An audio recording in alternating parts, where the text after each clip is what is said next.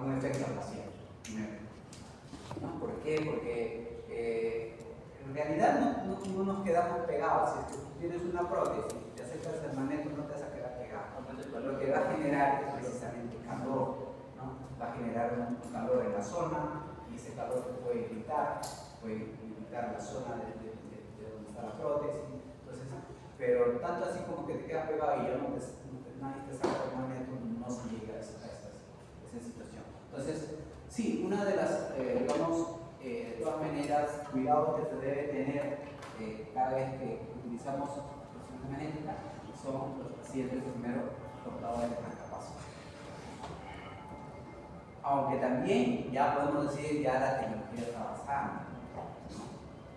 Entonces, alguna vez una paciente portadora de marcapasos. No hemos buscado realizar la sesión bastante más en un caso que sucediera a que la actualidad son ya puedes situar y puedes pasar y puedes dar. Exacto. Eso. Anteriormente, paciente con marcapasos no se hace, simplemente no se hace. Ya. Eso se hace reciente, 5 años tal vez, hace 5 años decíamos. Ya no se hace. Pero actualmente, digamos, ya existe formas, digamos, de prender y apagar estos marcapasos, estos dispositivos. Estos dispositivos son electrónicos, entonces se apaga incluso y se enciende remotamente, ¿no? Son dispositivos electrónicos. Entonces, si un paciente quiere evaluarse o hacerse un estudio, lo que tiene que hacer es simplemente contactarse con un cardiólogo y el cardiólogo ordena a la empresa, en este caso son americanas, ¿no? que realicen un apagado remoto. Entonces, ese apagado remoto probablemente dure 20 minutos a 30 minutos, en las cuales es una ventana que nos dan para poder realizar el estudio.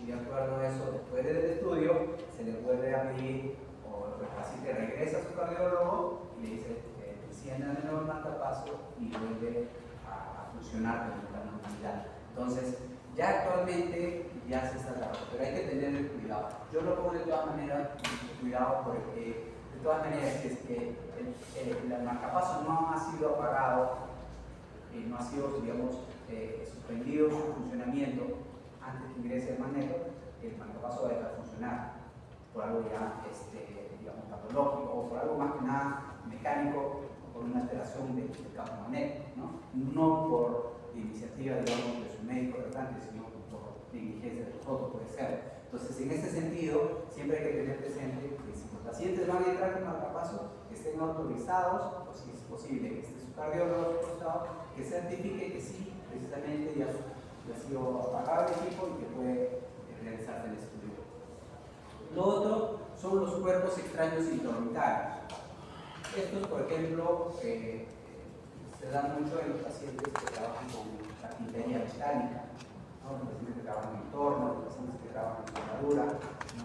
Se les puede incrustar algún elemento o una partícula metálica en las órbitas y eso puede generar siempre, digamos, un efecto de reacción hacia el magneto y va a jalar. Entonces, eso puede incluso está, digamos, en algo futuro, esa partícula puede generar grados en nivel de estructura o algún tipo de sangrado.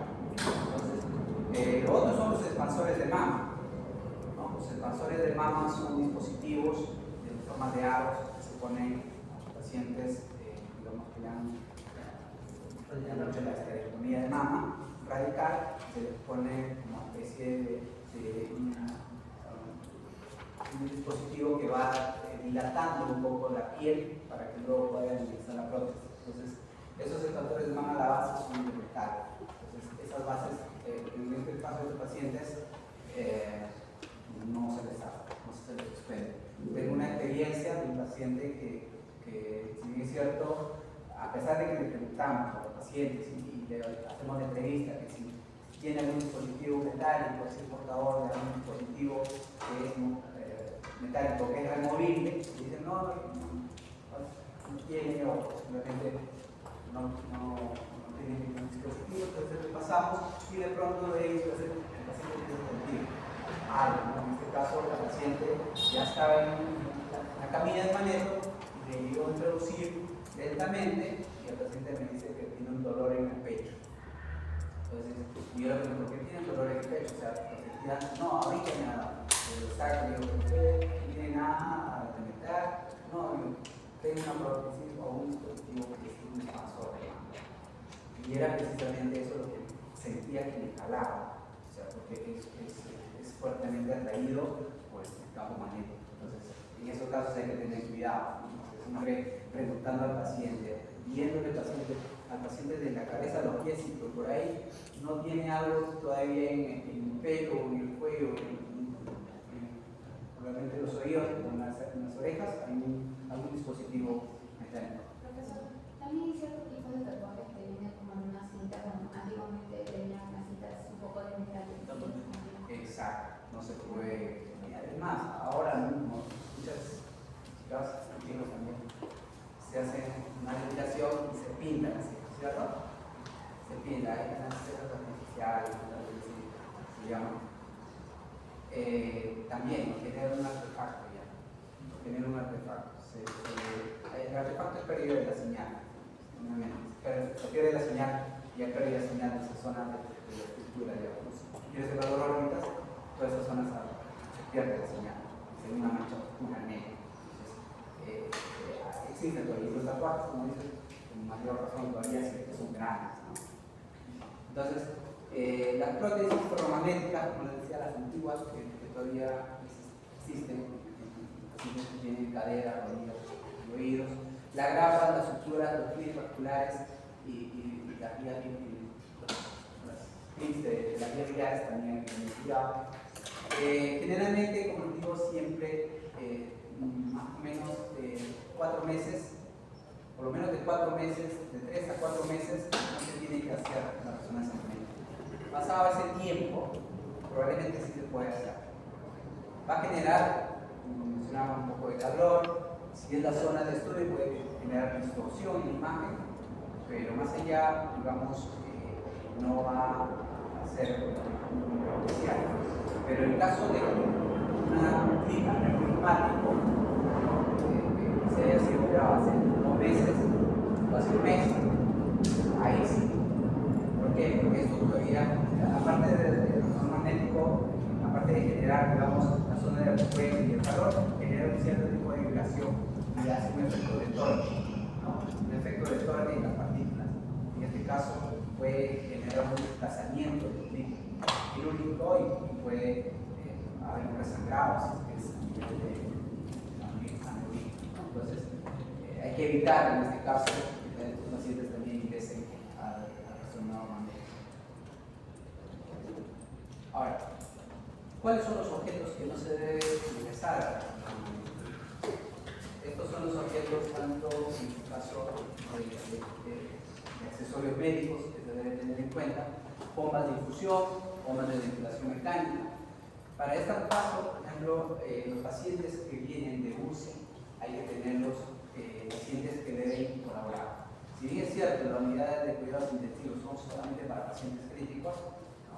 Estos pacientes críticos no ingresan, que son tan críticos, como se dice, no ingresan a hacerse una resonancia magnética.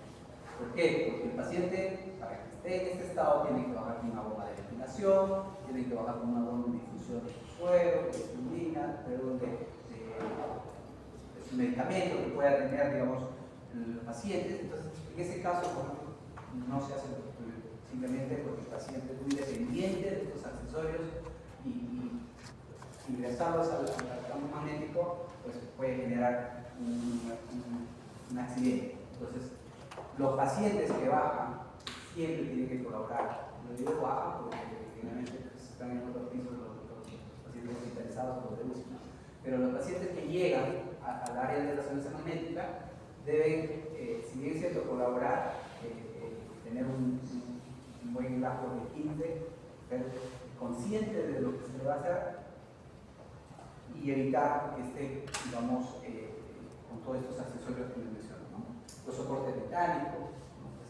Si es que no camina, pues hay camillas especiales que pueden ingresar incluso al magnético que son compatibles ¿no? Obviamente por la empresa mismo que se compra el equipo, ellos traen ya sea camillas o sillas de ruedas, dependiendo de las marcas, a veces traen sillas de ruedas, o por ejemplo otras marcas se desengancha o se desempotra la mesa del mismo magneto, ¿no? En el caso de General, por ejemplo, sale con toda la mesa afuera, trasladas a tu paciente, luego ingresas a tu misma mesa, lo enganchas de nuevo a tu magneto y ingresas a la camilla. Pero en el caso de Siemens, por ejemplo, Siemens te trae camillas de aluminio, entonces tú lo trasladas a tu paciente afuera, en la parte externa del magneto, luego ingresas a tu camilla de aluminio, no pasa nada. En el caso de otras empresas, pues la silla de ruedas, por ejemplo, para pacientes delicados que no pueden trasladarse, lo llevan en silla de ruedas. Entonces, los pulsoxímetros, que también, como les mencionaba, los pacientes que vienen de UCI tienen pulsoxímetros que no son compatibles con los equipos, eso tampoco tiene que ingresar. Generalmente también los equipos de resonancia magnética vienen con este tipo de accesorios que son compatibles con la MR y pueden ingresar. Pulsoxímetros, incluso balones de oxígeno compatibles, sillas de ruedas, camillas compatibles que pueden ingresar al área. Los balones de oxígeno también están prohibidos. Estos balones de oxígeno es altamente peligroso porque se convierten en proyectil y pueden lacerar tanto a una persona como la parte material del equipo, ¿no? Objetos punzocortantes, las tijeras, las corta uñas que se tienen que evitar. Y en el caso de las personas que hacen limpieza, porque siempre se tiene que también limpiar el ambiente, las personas de limpieza tienen que evitar ingresar aspiradoras, los trapeadores metálicos, los baldes metálicos, las autorías metálicas, los radioportátiles, los celulares. Y este es el grado de responsabilidad lo que trabajamos ahí en resonancia magnética, ¿no? Primero, los responsables son los médicos, tanto el médico tratante o solicitante como el médico radiólogo, porque nosotros estamos siempre, digamos, supeditados a lo que puede decir el médico radiólogo. Si el médico radiólogo da luz verde, pues es la responsabilidad de él si el paciente tiene marcapaso y no lo han desactivado, ¿no? Entonces, luego viene nuestra responsabilidad como los médicos. Vienen las enfermeras del área, ¿no? Las enfermeras que trabajan con nosotros, los técnicos, los camilleros, los pacientes por no informar que tienen tal vez un objeto metálico altamente peligroso en el cuerpo, y las personas ajenas al área, como pueden ser los familiares, ¿no? Pueden ser grave responsabilidad. Porque puede existir algo que está tal cosa así, puede haber muertes dentro del resonador magnético. Puede haber muertes y eso conlleva, como les digo, grado de responsabilidades, procesos administrativos que nos pueden en algún momento tocar si hacemos una negligencia en la atención del paciente. Estos son los avisos de seguridad que vamos a encontrar en todos los magnetos, en la mayoría probablemente, donde nos va a informar primeramente de un símbolo que indica la presencia de un campo magnético principal, ¿no? Mediante este triángulo amarillo con un imán invertido. Tenemos también el símbolo de advertencia que hay un campo de radiofrecuencia. Ya había mencionado los pacientes con marcapaso que tienen que tener un especial cuidado. Una señal que prohíbe obviamente hacer fuego digamos en el área o cercanía del área del magneto, ¿no? Los implantes metálicos, los ferromagnéticos que habíamos conversado anteriormente, los relojes, los dispositivos electrónicos, los objetos punzocortantes, los objetos que pueden ser, digamos, atraídos inmediatamente, que pueden salir del cuerpo, los extintores metálicos, los rojos sobre todo, que sabemos que hay varios, por ejemplo, si hay un incendio en el magneto, no utilizarlos, ¿no? Porque si no la cura va a ser peor que la enfermedad. Entonces, las tarjetas, en este caso las tarjetas de débito o de crédito que tenemos, tienen pequeñas bandas electromagnéticas, obviamente eso se borran, se resetean y no sirven como medio físico. Los accidentes, tenemos aquí con monitores, ¿no? Siempre va a pasar, a veces uno dice no va a pasar, pero yo tengo mucha experiencia en esta área, y de esta experiencia por lo menos tengo 2 veces que ha pasado accidentes. Primero con una silla pequeña, una banqueta que se ayuda a subir al paciente en las mesas, ¿no? Y después un balón de oxígeno, ¿no? Un balón de oxígeno pequeño. que a pesar de que siempre se les dice que no tenga o tengan cuidado, pasa, ¿no? Y una cosa de importancia es que cuando nosotros trabajamos en el área debemos tener cerrado el ambiente, y solamente tiene que entrar el personal que está de turno o cuando empieza a trabajar, ¿no? Muchas veces sucede que nosotros dejamos por media hora, probablemente a la hora del almuerzo que uno se va, ¿no? Que media hora, 40 minutos, y cuando regresa se encuentra con un problema, ¿no? Con la silla o con la banquita ahí incrustado en el mamero. ¿Qué pasó? ¿Quién autorizó que ingresara? No, queríamos cambiar el foco y no alcanzábamos, ingresamos la banquita y entonces la responsabilidad como operadores, como trabajadores del área es que incluye eso. Tenemos que cerrar la puerta, nosotros tenemos que manejar una llave y llevarnos donde sea, mientras es nuestro turno, llevarlo, cerrarlo. Probablemente en nuestro cuidado básicamente de nosotros, ¿no? Probablemente puede haber otro turno que cambie y si no tiene esa cultura de seguridad puede pasar ese accidente, ¿no? Puede pasar y accidentes peores, ¿no? Como puede ser la situación de una bomba de infusión, de coches, ¿no? de coches de medicamentos, de traen los contrastes, los suelos que vienen de farmacia, también podemos encontrarse las aspiradoras, y al personal de limpieza hay que darle una constante capacitación sobre seguridad, ¿no? Porque cambios que ellos también rotan, probablemente nosotros los tecnólogos no rotamos mucho en distintas áreas, nos quedamos en una área determinada de la médica, pero la mayoría del personal rota, ¿no? Y el personal también de limpieza rota, y a veces no le indican o no le dan la capacitación necesaria y ingresa con una buena voluntad de hacer limpieza de un ambiente y le jala la aspiradora, ¿no? Entonces hay daños obviamente muy onerosos con respecto a la reparación, entonces ese tipo hay que sacarlo. Les mencionaba que si solamente se hizo difícil quitar una vaquita pequeña que se ingresó al armamento, ¿no? Y que no, digamos, ocasionó mayor daño material, y fue muy difícil, creo que unos 5 o 7 personas que jalar una vaquita pequeña, ¿no? Imagínense sacar una aspiradora. O sea, el magnetismo que genera estos campos de alto teslaje es intenso, fuerte. Entonces, generalmente tiene que hacerse un quench o apagarse el equipo, ¿no? O tener otros dispositivos que puedan ayudar a estos equipos, ¿no? Balones de oxígeno que puedan buscarse. Si es que el paciente está, imagínense, en la camilla, el balón de oxígeno, puede el paciente perder la vida, ¿no? Sillas de ruedas, ¿no? Sillas de escritorio. Ahora se imaginan, nos encontramos en las camillas pueden encontrarse, camillas de UCI, ¿no? Este tipo de camillas. Y accidentes, los famosos accidentes que ya después podemos ir viendo. También lo podemos encontrar en muchas páginas ahora en YouTube, encontramos los accidentes. Efecto metálico, como los portadores de oxígeno, una pistola, un arma de policía que por ahí puede haber quedados y quería deshacerse. Rotura de fantomas puede generar también algún tipo de accidentes, explosiones, ¿no?